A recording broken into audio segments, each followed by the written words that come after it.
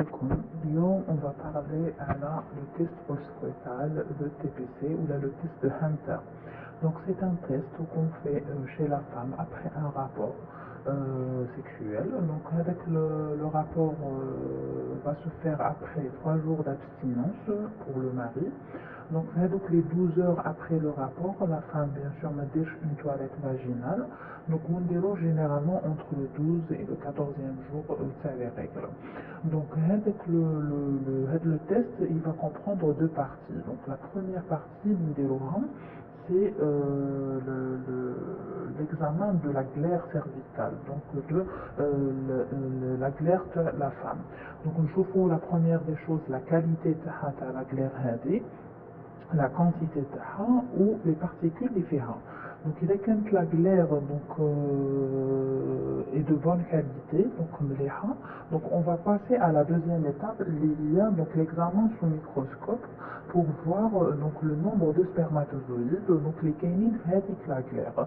Donc sinon, on va refaire le test après avoir traité la femme par un traitement œstrogénique. D'accord. Donc, il est que l'étape des spermatozoïdes, on va faire un compte. Donc, il est que les spermatozoïdes, il faut revoir la notion du rapport. Est-ce qu'il y a eu vraiment un rapport ou non? Par contre, il est qu'un plus de 10, ça veut dire que c'est un bon score, donc c'est un bon test, donc il est bien positif. Par contre, entre 5 et 10 ou là entre 1 et 5, donc il est moyen à médiocre. Dans ce cas, donc لازم نديرو un spermogramme, donc لازم نشوفو le sperme, est-ce qu'il a un problème ou non. Par contre, donc le spermogramme il est normal, donc le TPC est diminué, ça veut dire donc لازمنا d'autres tests plus poussés, donc de l'ordre immunologique. Et voilà, donc à deux moments les tests qu'on peut faire donc, en cas de test post-coital.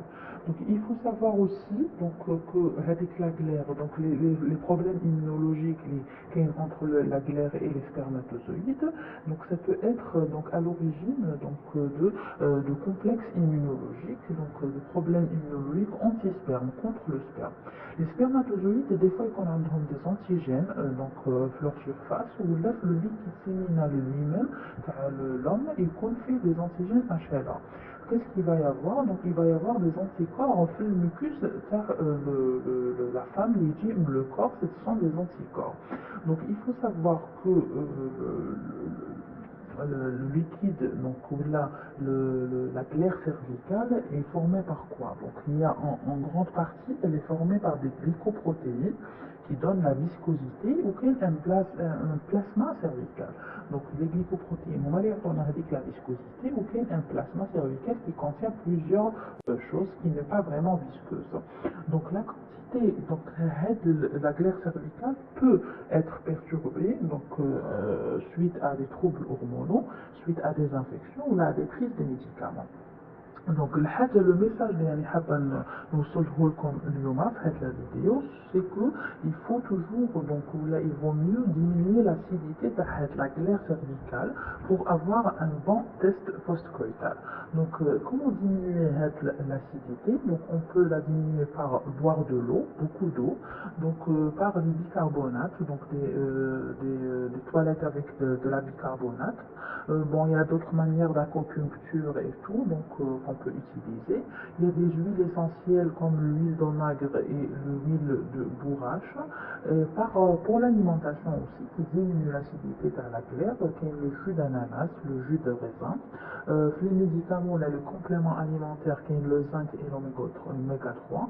Bien sûr, donc il y a le bien-être le corps, bien dormir, les 7 heures faire du sport et diminuer bien sûr le stress. Donc, Inch'Allah, cette vidéo تكون عجبتكم وتكون مفيدة.